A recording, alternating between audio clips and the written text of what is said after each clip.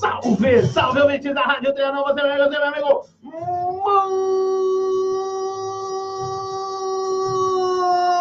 boa tarde! Uma excelente noite para você, ouvinte do Radar. Você está começando. Seu para favorito nas tardes de São Paulo, Zona Mangueira. Seu companheiro para a Rádio Trianon, Emerson Balde. Toda a Garoalo também, Santos pelos 800 kHz e pela internet no site radiotrianon.com.br. E tem também o telefone da Rádio Trianon aí, né, Juca Felizmino?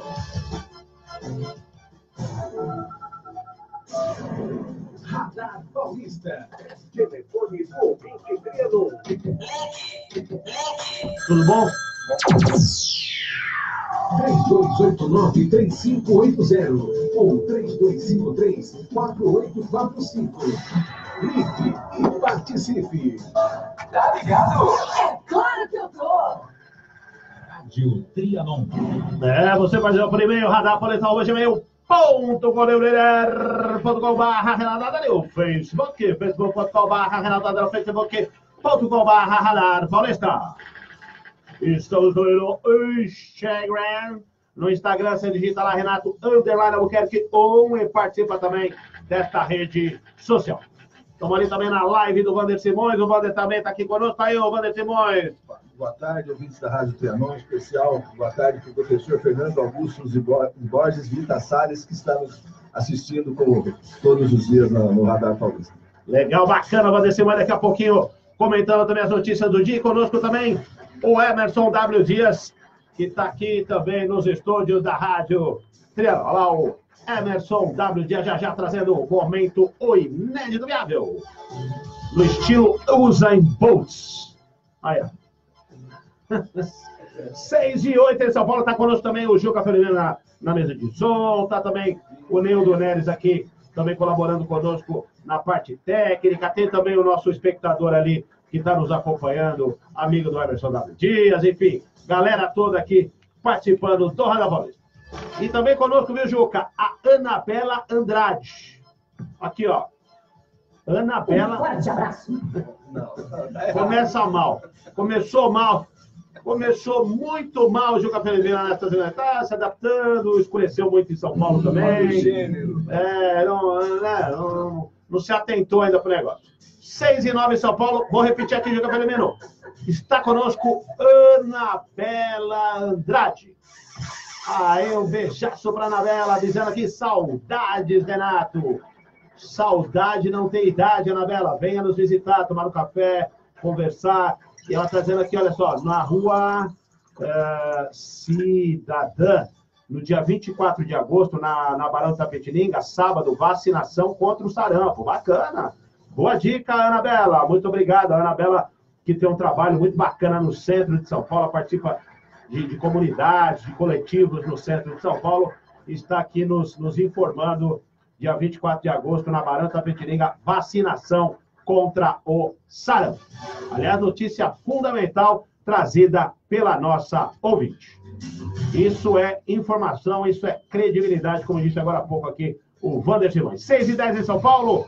E também, deixa eu ver aqui, a Sandra Jéssica com a gente, Juca. Aí, olha aí. Agora pegou o ritmo. Agora vai embora. Agora é carro, que nem aquele carro que tá tentando pegar e não pega, né? Agora pegou, agora vai embora. Sandra Jéssica, um beijaço para você. Boa noite para você e muito obrigado pela audiência. E também o Marcos Eduardo, Juca, olha só. Renato, aí, mandando boa noite. Forte abraço para você, ouvintes, e toda a equipe Radar Paulista. Forte abraço. Abração para o Marcos e também o Felipe Jazz. Felipe Jazz, que é um grande cantor da noite paulistana, conosco aqui. Boa noite, Renato. Um grande programa. Um forte abraço. Aí, abração para o Felipe Jazz, que já esteve conosco há anos, hein, ô Felipe? Por onde você anda, meu caro? Esteve aqui dando entrevista, lançando CD, enfim, ele que faz grandes shows na noite paulistana. 6 e 11 em São Paulo. Eu só vou falar aqui que o dia virou noite em Sampa, viu, Gilca? E já vamos pro momento inédito viável. São Paulo começou a tarde desta segunda-feira com o céu encoberto por nuvens e o dia virou noite. Segundo a CGE, o Centro de Gerenciamento de Emergências, por conta do tempo fechado, úmido também e da entrada do ar de origem polar, a temperatura caiu desde as primeiras horas da madrugada. O tema são 15 horas em São Paulo, acompanhado de fotos com o céu muito escuro para o horário. 3 da tarde, está tudo escuro em São Paulo. É um dos trend topics do Twitter no Brasil. O pessoal tudo tirando foto de São Paulo 3 da tarde com aquela escuridão. De acordo com as estações meteorológicas automáticas do CGE, termômetros apontam 16 graus em Perus, 13 graus em Parelheiros, e a umidade relativa do ar nesses locais é de, respectivamente, 85% a 100%. Nas próximas horas, o tempo seguirá fechado e chuvoso. Com os fortes ventos, a sensação de frio irá aumentar. E as áreas de instabilidade que se deslocam do interior para a capital podem provocar chuvas com moderada intensidade. Bom, então, pessoal, vamos se proteger. Tá chovendo, tá garoando em alguns pontos de São Paulo. Vai complicar ainda mais, vai esfriar ainda mais. Então, vamos sair de casa, ó, agasalhado que nem eu, ó. Aqui, ó, até o pescoço, bem protegendo a garganta, porque afinal de contas a gente trabalha, esse é o nosso instrumento de trabalho. Então, né, vamos nos proteger do frio, viu, Juca? O Juca também lá, o terninho dele todo bem acabado e tal, né? Outra história, mas tá lá trabalhando também incansavelmente, Juca Firme. Ganha bem pra isso.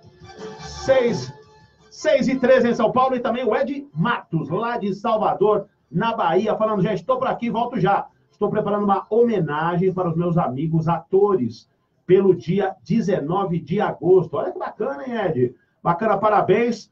Parabéns a todos aí em Salvador e para os seus amigos atores que comemoram hoje essa felicidade, né, de trabalhar como ator, trabalhar na TV, no teatro, enfim, nos mais variados meios de comunicação. 6h13 em São Paulo, Juca. Então vamos trazer aqui o Emerson W. Dias.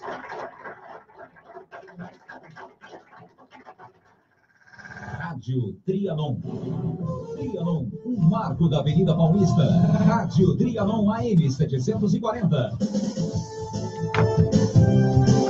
24 horas no ar. Radar Paulista apresenta Momento O Inédito Viável, com Emerson W. Dias, o provocador filosófico.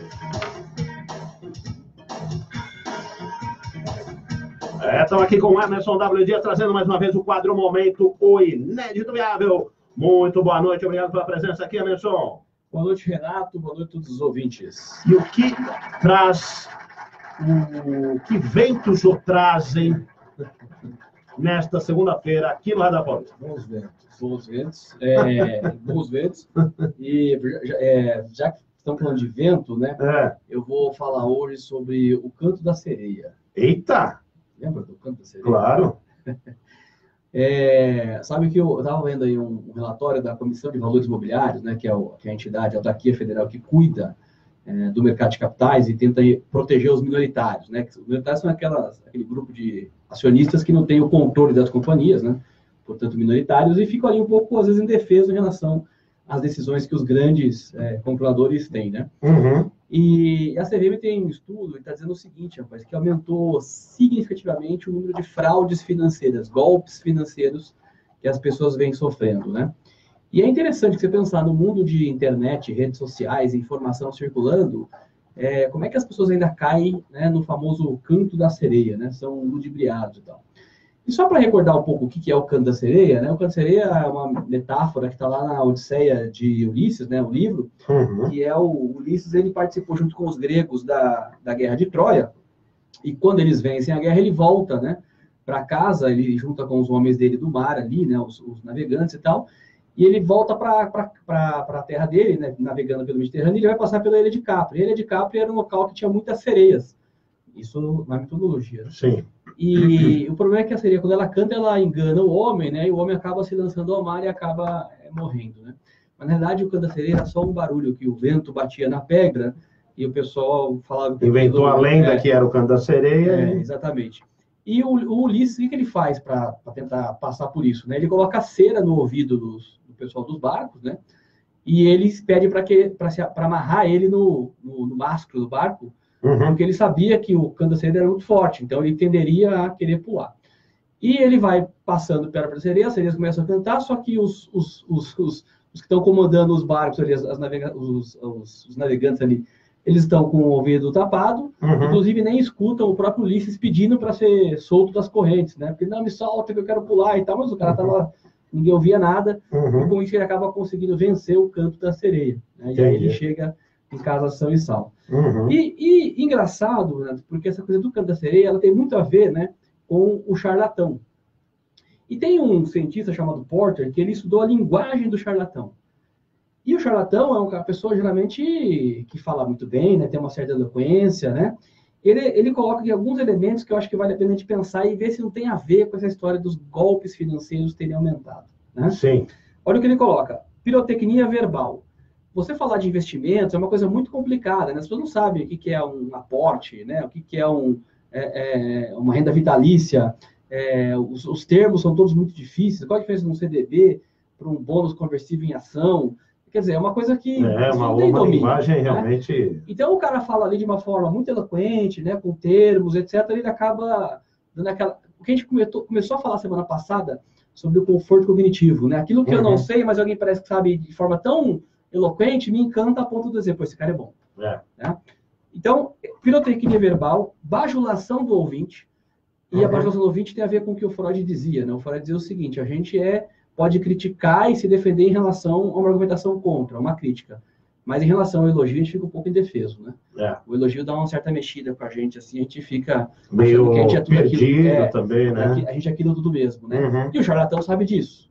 Então, ele sabe o momento certo e a forma correta de elogiar o seu ouvinte, né?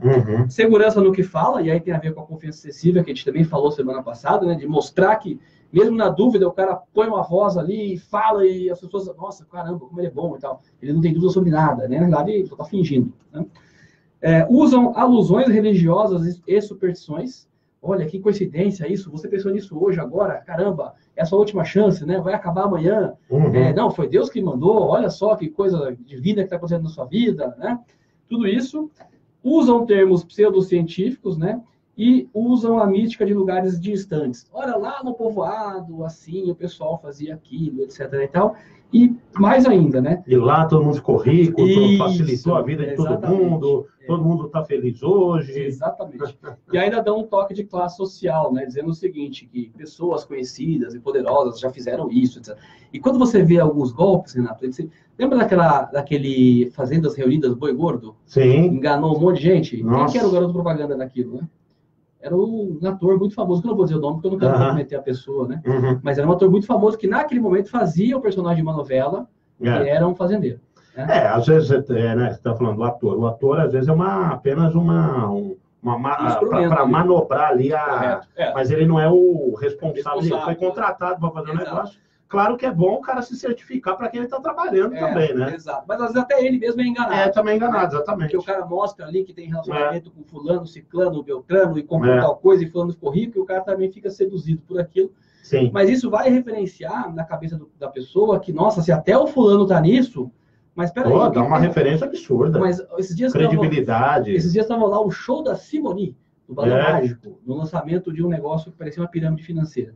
Aí você pergunta, o que a Simone entende de mercado financeiro? Mas o fato de ser a Simone dá na cabeça das pessoas a ideia de que, nossa, o negócio... Ela não vai se envolver num negócio furado, numa barca furada, como se diz, né? Exatamente. Então, o charlatão tem isso, né? De você usar esses artifícios para ludibriar as pessoas, e aí tem um componente, mas tudo isso é fácil de detectar, não é?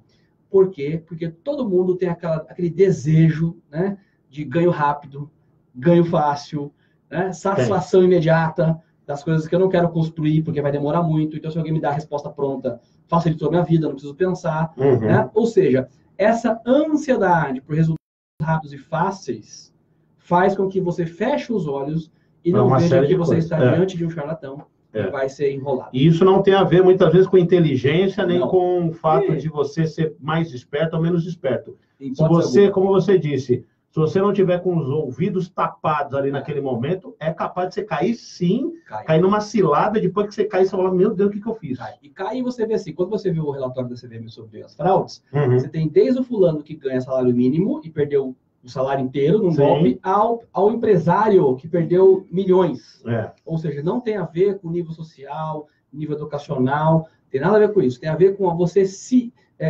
deliciar com o canto da sereia e achar que aquilo de fato bateu a sorte na sua vida, agora é a sua hora, seu momento, e você olha para os lados e vê referências que não existem, mas na sua cabeça elas existem, e aí você acaba caindo no canto da sereia.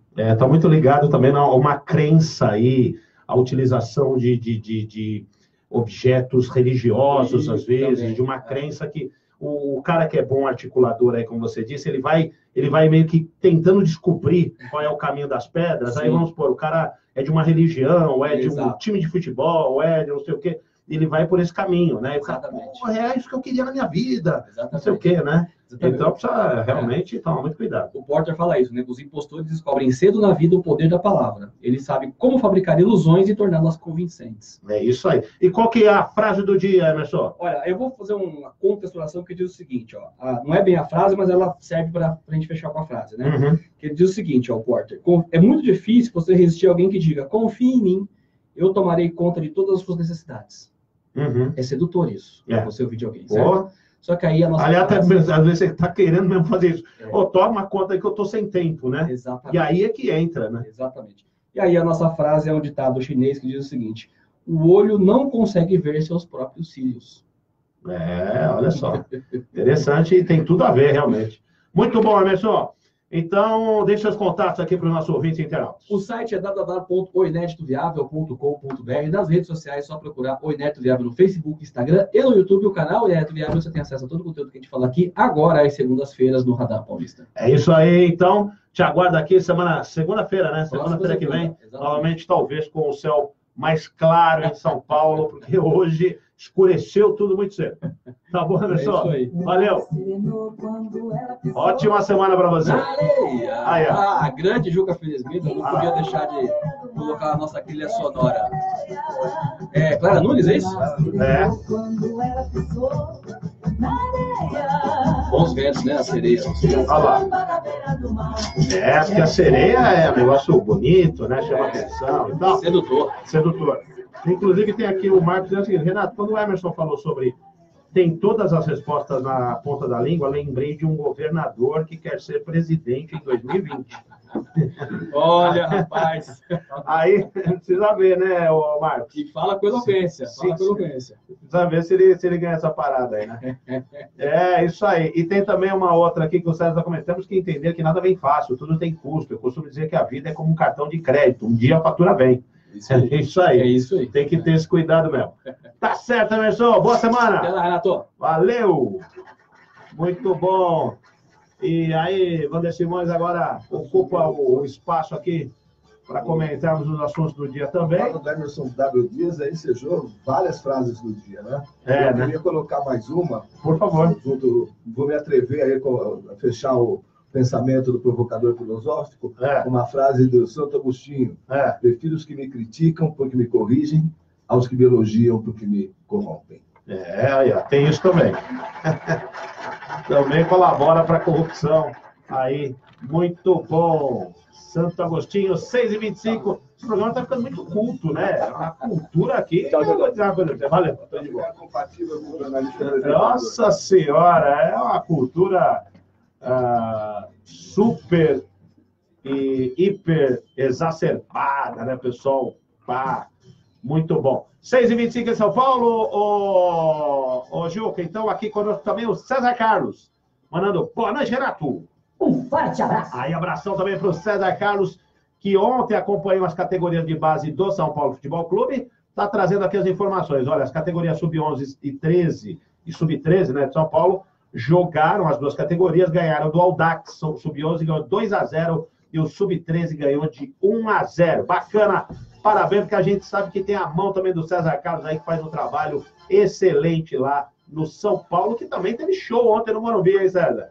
Show com a estreia, né, do grande Dani Alves ontem, estreando pelo tricolor do Morumbi, hein, Juca Felimeno? Você gostou, né? Você não gostou de ser flamenguista. 6. Ele falou que não dá para ninguém. 6h26 São Paulo. Silvana Melo com a gente também aqui, Juca.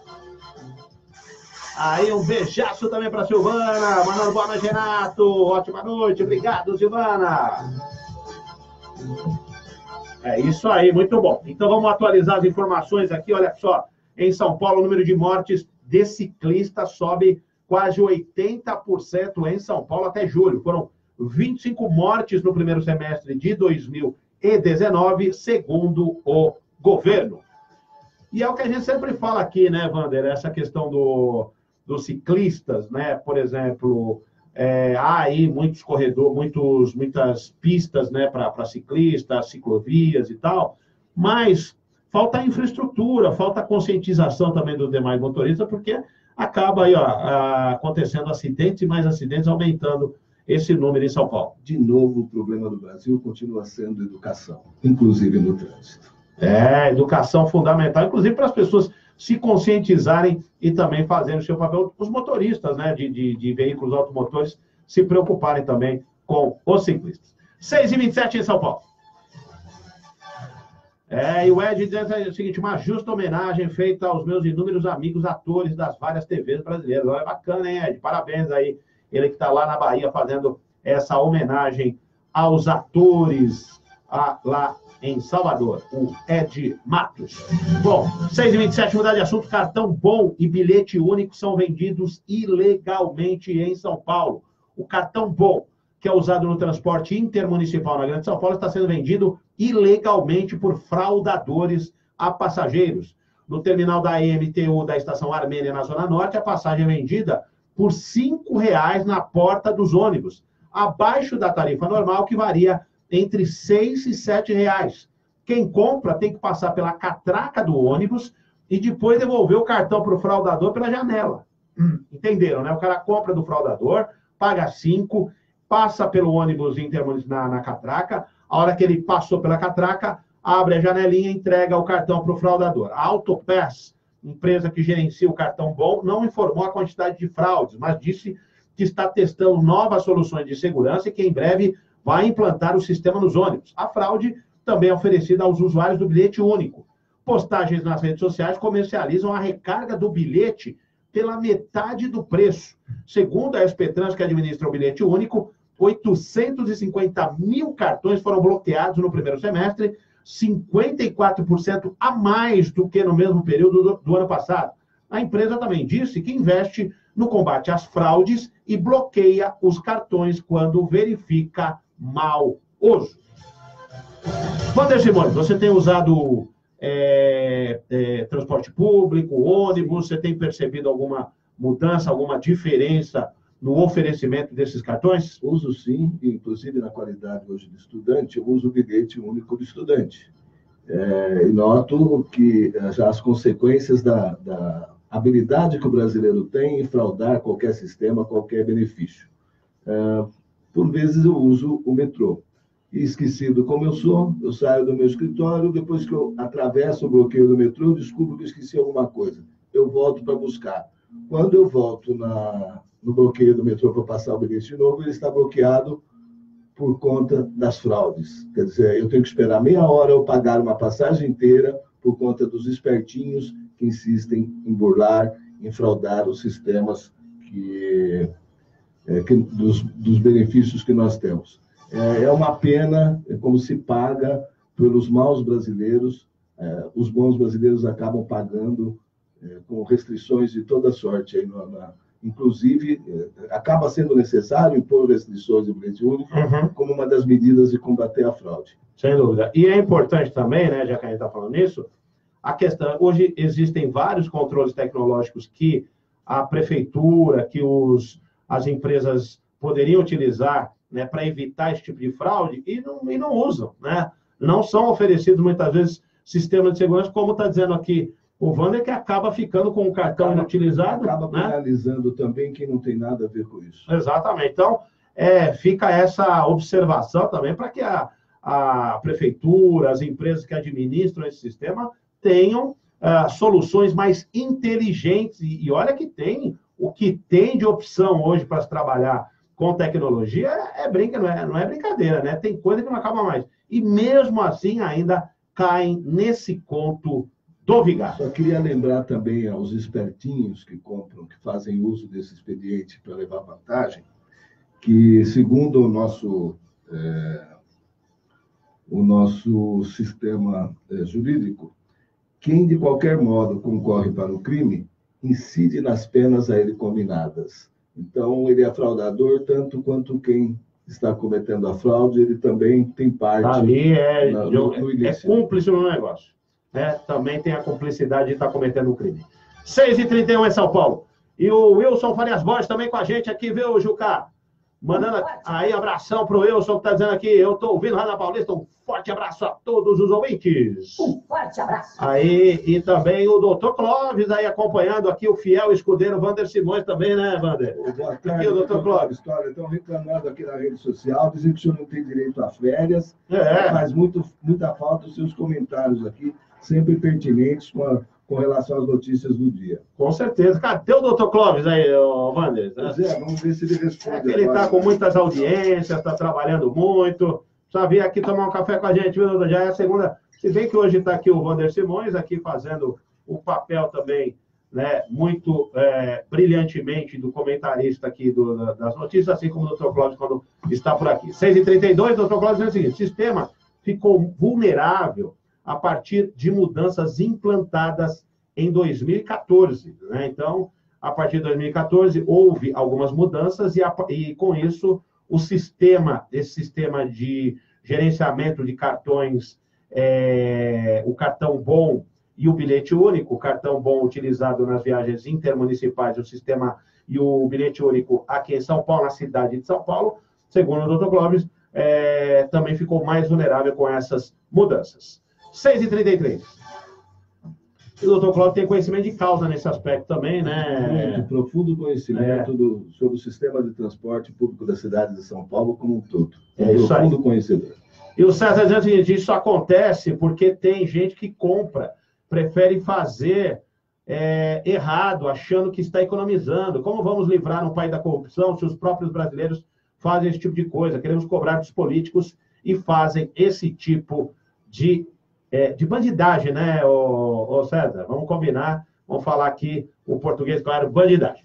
Agora, o Wander, inclusive o doutor Cláudio está pedindo, eu acho que ele vai entrar, você consegue falar ali com o Juca, para a gente colocar também o doutor Cláudio na linha para ele... A respeito do transporte, para falar. Isso aí, para ele comentar também esse respeito, já, participação do doutor Clóvis Alves de Souza, que participa conosco também aqui no Rádio Paulista, 6h34, nós vamos fazer uma conexão direta lá do escritório, das audiências, vamos ver onde o doutor Clóvis anda. 6h34. Notícia de São Paulo: egípcio acusado de terrorismo pelo FBI depõe no Ministério Público Federal em São Paulo, investigado por suspeita de ligação com a Al-Qaeda.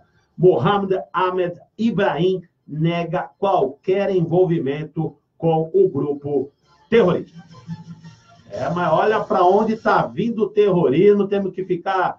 tem tanto lugar para ir, vieram para São Paulo. Terrorista, né, uma coisa... O que está atraindo o terrorista agora para o Brasil também? Esse egípcio acusado, por enquanto, né, não há ainda, vamos dizer, a prova contundente da participação dele no grupo terrorista, mas está sendo acusado pelo FBI, que é a Polícia Federal Norte-Americana. 6h35 em São Paulo. E um estudante é morto com um tiro na cabeça em assalto à República de Estudantes no Butantã, em São Paulo. Um jovem de 23 anos, veja só, foi morto com um tiro na cabeça durante assalto a uma República de Estudantes no Butantã, na Zona Oeste de São Paulo, por volta das 4h30 da manhã desta segunda. 2 homens e uma mulher foram presos por PMs, por suspeita de participação no latrocínio. Mais pessoas que estavam no imóvel ficaram feridas durante o assalto, segundo informações da Polícia Civil e da Polícia Militar. Segundo a PM, a vítima fatal, o estudante Daniel Bezerra, estava dormindo quando a República onde mora foi invadida por 2 homens e uma mulher. Os bandidos entraram na residência com o estudante, que havia sido vítima de um sequestro relâmpago momentos antes. Daniel e os outros estudantes acordaram com o barulho. Ainda segundo a PM, Daniel pegou uma faca de cozinha e foi para cima dos criminosos, quando foi baleado e morto.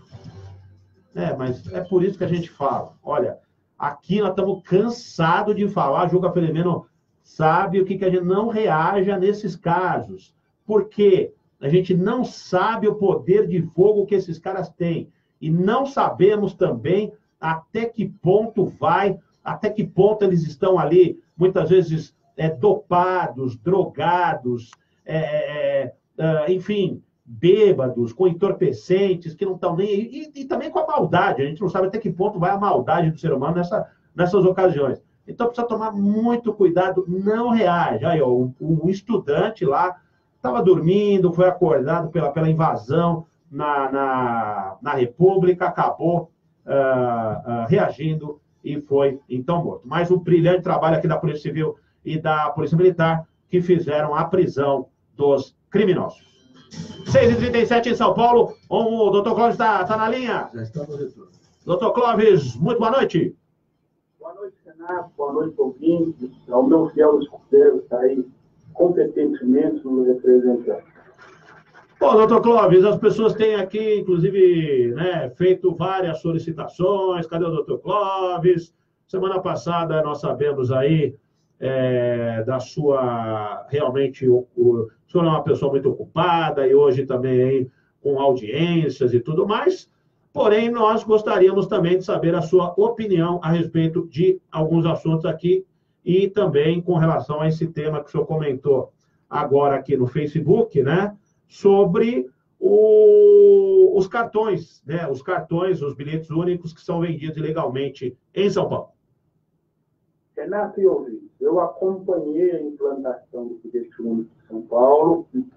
Lá na ocasião, fiz várias sugestões, apontei vários erros do projeto que poderia, no futuro, trazer prejuízo.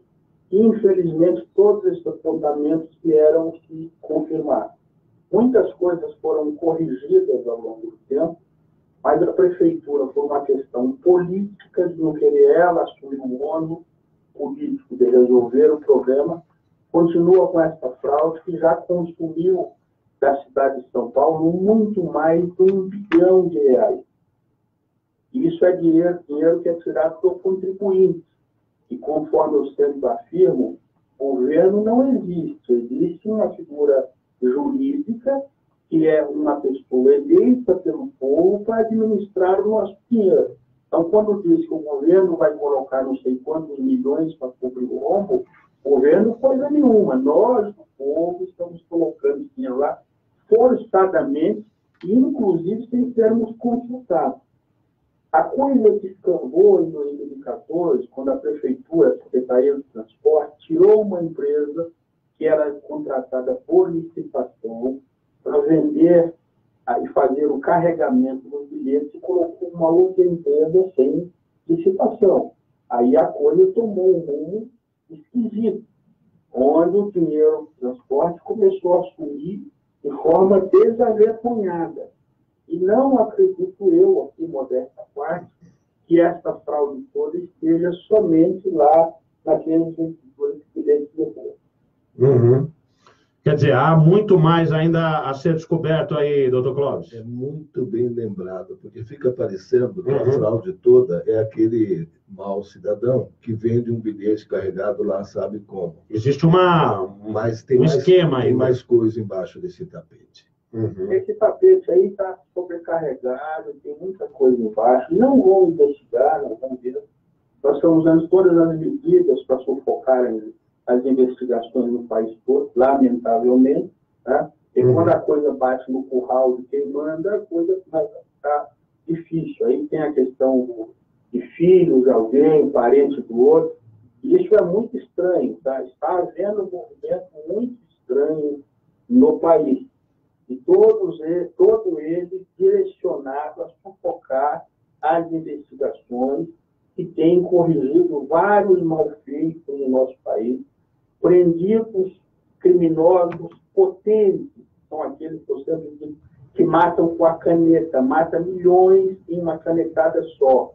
Quando esses começam a ir para o xilindró, aí vem a reação. A reação típica, se você ver o filme, se você analisar o que aconteceu na Operação Mãos Limpas, na Itália, é o que se repete em relação à Lava Jato aqui. A reação da classe política para sufocar as investigações e transformar em réus promotores, policiais e juízes. É isso que nós estamos assistindo aqui. É a repetição do que houve na Itália. Sem dúvida. Tem muita gente que precisa comentar, ainda tem alguns assuntos aqui, doutor Clóvis, e nós vamos falar, e gostaria que o senhor permanecesse para trazer esse olhar, porque a gente sabe realmente que isso anda acontecendo, mas na medida em que nós trouxermos aqui as demais informações, o senhor fica à vontade para tecer seus comentários. Eu gostaria de só comentar sobre a morte desses estudantes aí na região. Sim. Por favor. Esse é um assunto que eu conheço bem, conheço de várias pessoas, inclusive em República ali aos arredores da USP. Certo. Aquilo são formados por alunos de distantes lugares, alguns de fora do país, vivem ali da forma que podem para fazer, cumprir o seu dever de estudar e tentar melhorar o nosso país, ajudar a nação a sair desse ostracismo que se encontra. Infelizmente, você tem um infeliz desse que invade o local do dormitório dele, ainda assassina um garoto de 20 e poucos anos. É um absurdo isso. Um absurdo. É triste, é lamentável. Não, é uma coisa... Olha, a questão da segurança pública no Brasil, de uma maneira geral, em São Paulo, é uma coisa realmente deprimente, para dizer o mínimo. Né? 6h42 em São Paulo. Vou falar aqui de política internacional. O candidato à presidência da Argentina, Alberto Fernandes, disse em entrevista ao jornal argentino La Nación que não pretende fechar a economia. A resposta veio ao ser questionado sobre as tensões com o governo brasileiro e com o presidente Jair Bolsonaro. O presidente argentino, o candidato, né? Não o presidente, é o candidato, diz o seguinte: para mim, o Mercosul é uma questão central e o Brasil é nosso principal parceiro e continuará sendo. Se Bolsonaro pensa que eu vou fechar a economia e que então o Brasil vai sair do Mercosul, que fique tranquilo, porque não penso em fazer isso. É uma discussão burra, afirmou o candidato, doutor Clóvis, que inclusive é considerado favorito agora lá na Argentina, porque na Argentina há o que eles chamam lá de prévias, né, que colocaram o Alberto Fernandes como grande favorito para o pleito que acontece ainda no segundo semestre deste ano. E o Bolsonaro, na semana passada, quando percebeu que as prévias haviam sido vencidas pelo Alberto Fernandes, que é do grupo da Cristina Kirchner, que já foi presidente da Argentina e tem lá uma série de também processos por corrupção, saiu dizendo, olha, eu não quero fazer acordo com bandido, aquela coisa toda que a gente sabe que o Bolsonaro tem a língua solta. E havia uma preocupação de que o próximo presidente argentino, caso realmente seja o Alberto Fernandes, não faça acordos comerciais com o Brasil em função desses comentários do presidente brasileiro. E aí agora está dizendo o presidente argentino que, olha, não é nada disso, eu vou continuar fazendo acordos com o Brasil. Como é que o senhor vê essa situação?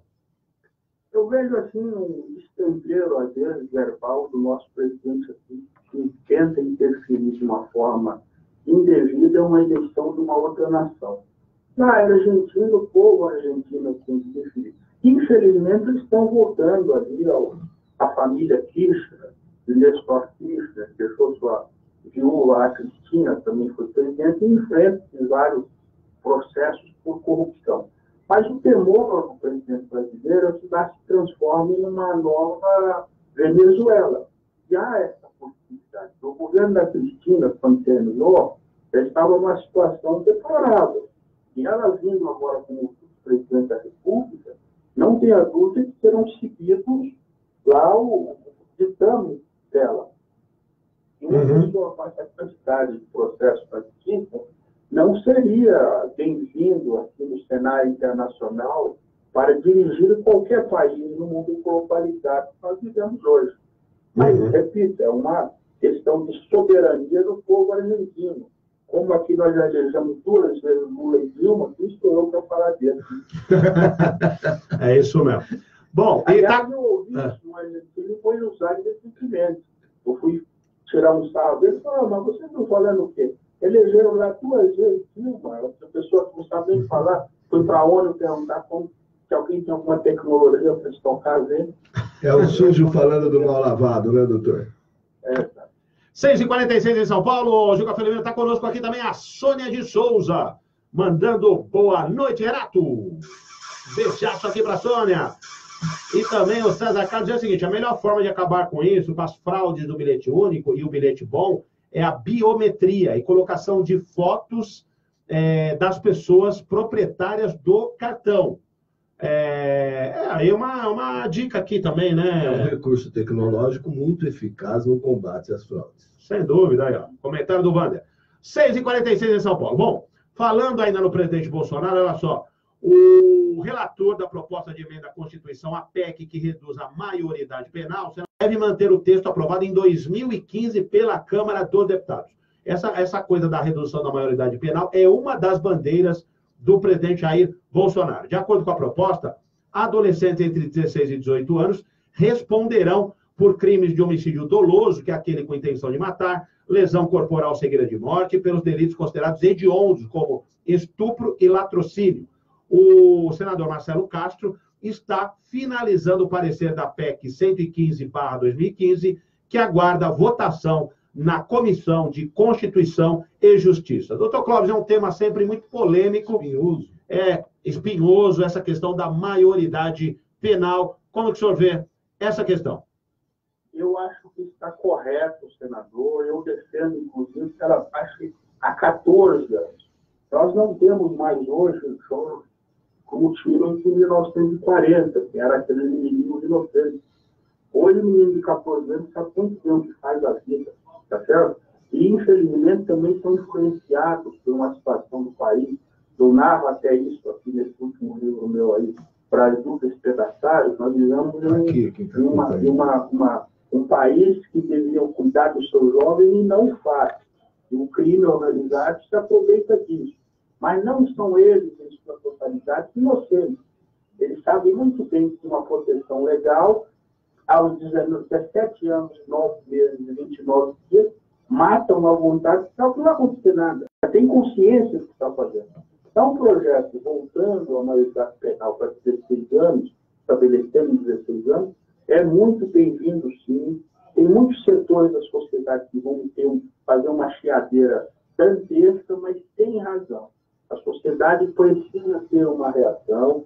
Nós não podemos assistir o número de mortes todos os dias, país afora, provocado por um pessoal, na sua grande maioria, dessa faixa etária. Nós temos que corrigir isso sim. Mas o crime vai recrutar pessoas cada vez mais jovens. Aí a sociedade tem que exigir das autoridades constituídas uma ação para amparar esses jovens, não só na escola, mas dando-lhes um trabalho decente, seja lá como aprendiz ou o que for. Hoje nós temos essa questão de proibição de trabalho de menor. Eu comecei a trabalhar aos 8 anos, não fez nenhum mal. Não estou pregando aqui o trabalho infantil, mas acho que o trabalho enobrece qualquer pessoa e você precisa ensinar ao jovem ter respeito ao dinheiro, ao trabalho e às pessoas, sobretudo aos mais velhos. Eu sempre repito isso. Eu me orgulho de ser um moleque que na infância passei muitas dificuldades, inclusive fome às vezes, mas eu nunca respondi à minha mãe. Nunca dei à minha mãe uma má resposta. Isso, ela está aqui ainda hoje com lápis de memória, está com Alzheimer, mas quando ela estava no seu momento presente, qualquer um poderia perguntar. O Clóvis respondeu a senhora um dia? Nunca. Era sempre sim, senhora. Barriga cheia, barriga vazia, a resposta era sim, senhora. É isso aí, mesmo porque pai e mãe é um negócio que é sagrado. A gente precisa tomar muito cuidado para respeitar sempre, né? Pai e mãe. Outra coisa que acontecia naquela época. Eu acolhi muito a minha professora de primária, né? Ordem para bater. E um dia ainda fugi, depois de tomar um couro daquele rigoroso, com ela de uma vara de marmelo, fui correndo para casa. Tomei outro de rápido, um chicote bater cavalo até a escola. Aí não tem jeito. Tem que finalizar com a pianinha aqui que tem que conviver. É isso aí, tá certo, doutor Clóvis. Olha só, o Marcos Eduardo comentando aqui. Renato, não conheço os canais publicitários da Argentina. Espero que não divulguem 2 pontos para mais ou para menos, como é feito aqui no Brasil. Estavam dando derrota do Bolsonaro no primeiro turno. Mas é que não é pesquisa, viu, Marcos? É uma outra coisa. São prévias eleitorais mesmo. São pessoas que lideranças partidárias, pessoas lá ligadas aos partidos que representam, têm uma representatividade, não são pesquisas, essas prévias realizadas na Argentina, tá? É uma eleição. É uma eleição, exatamente. Caiu a ligação, vamos refazer aí, por favor? O Juca que está aí nos auxiliando na produção hoje aqui do programa.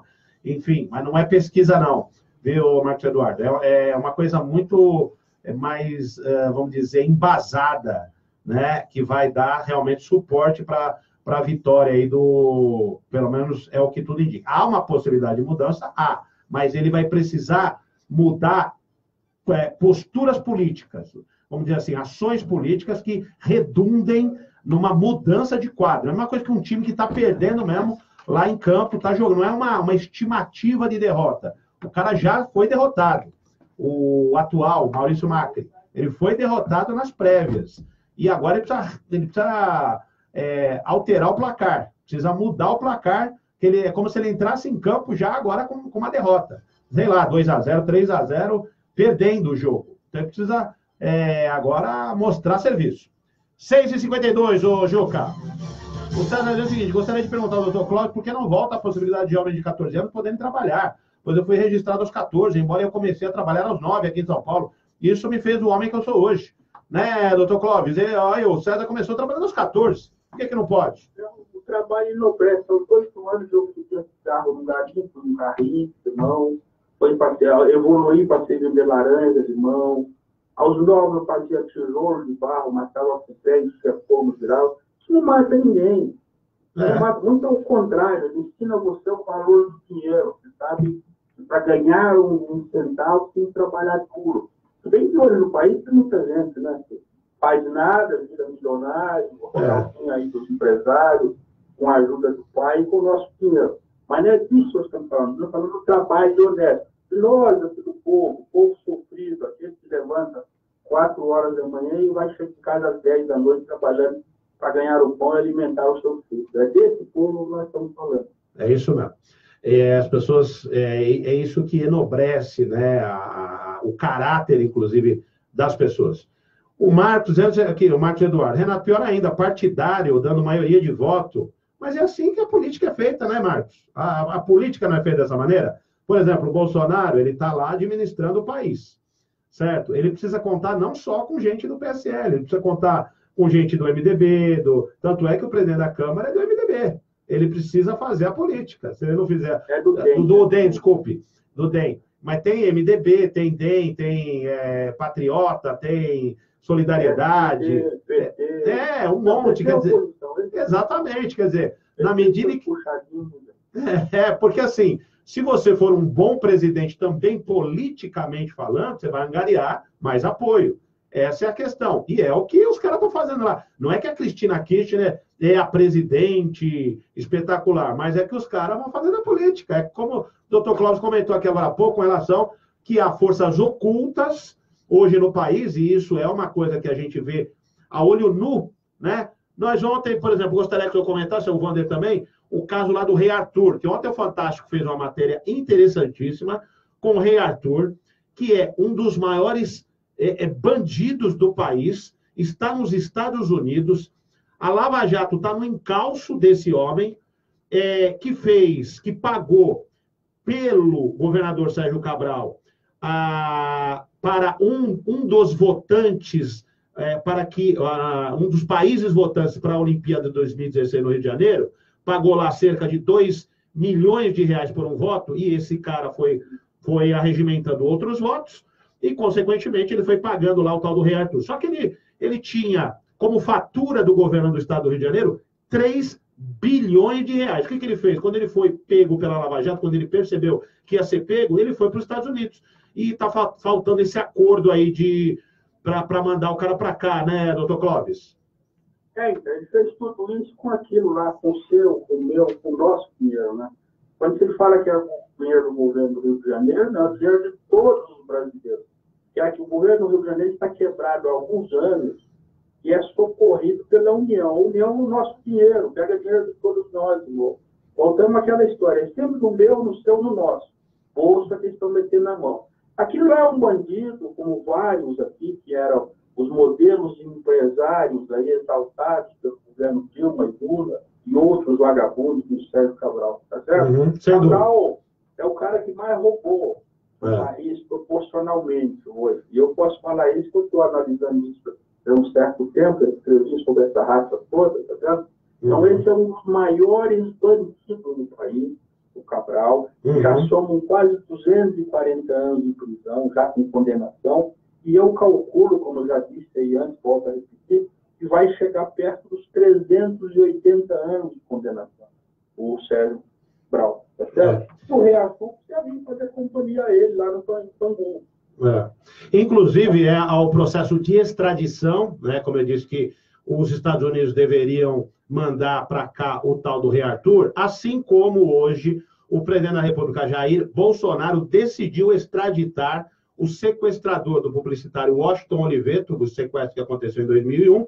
O sequestrador é o Maurício Hernandes Norambuena. O Hernandes cumpre pena no Brasil e vai ser deportado para o Chile, onde pode responder por outras acusações. Quer dizer, nós estamos virando aqui paraíso de bandido, né? Porque aqui as prisões, muitas vezes, são para esse tipo de crime, é tranquila, né, doutor Clóvis, Wander Simões?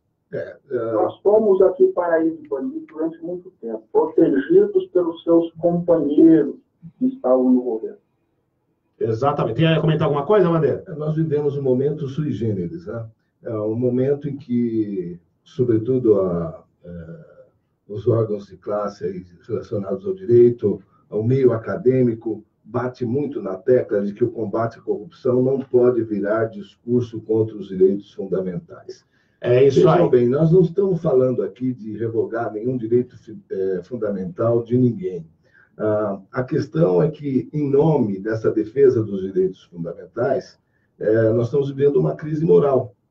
O professor Michael Sandel, no seu lendário curso Justice em Harvard, nos ensina a classificar a consciência moral ele classifica em duas partes, né? Ele divide a consciência moral em duas partes. Ele classifica ele faz duas classificações. Ele classifica o raciocínio moral como consequencial e como categórico. Nós inventamos uma terceira classificação, que é o raciocínio moral convencional, aquele da conveniência. No momento em que é para defender um bandido, eu invoco os direitos fundamentais. Agora, eu não invoco com essa mesma veemência na hora de prendê-los. É isso aí, tá certo, Wander Simões. Trazendo comentário, olha, na ponta do lápis, hein, doutor Clóvis? Então, essa é a visão da quantidade que dominou o país durante quase 20 anos. Sem dúvida nenhuma. Os bandidos puros não foram nada. Ou bala, né? O bandido está autorizado a matar, não só preso. A gente não, né? É isso aí, doutor. Muito obrigado. Até semana que vem. Forte abraço a todos. Abraço, Wander. Muito obrigado. Já acabou? Já acabou rapidinho. E nós estamos ao vivo aqui, ó. Estamos ao vivo na televisão, ó. Ao vivaço ali, ó. TV ao vivo. Tchau, Juca Ferimeno, Vitória. Tivemos aí no campeonato, tem um minutinho para falar rapidinho aqui, ô Juca. Nós tivemos aí no Brasileirão, Corinthians 2, Botafogo 0, Grêmio 1, Palmeiras 1, São Paulo 1, com a estreia do Dani Alves ontem, no domingo, contra o Ceará, e a estreia do Rogério Ceni pelo Cruzeiro contra o Santos, vitória do Cruzeiro 2-0. Vambora!